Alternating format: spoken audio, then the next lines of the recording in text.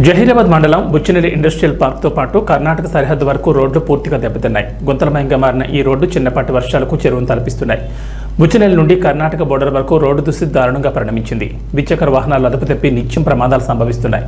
గతంలో స్వర్గీయ మాణిక్రెడ్డి హయాంలో హైవే నుండి బుచ్చినేని మీదుగా కర్ణాటక వరకు రోడ్డు వేయించడమే కాకుండా ఆ దారి గుండా ఆర్టీసీ బస్సులు నడిచేలా చూసి పల్లెల పేద జనానికి రవాణాపరమైన కష్టాలు తీర్చారు.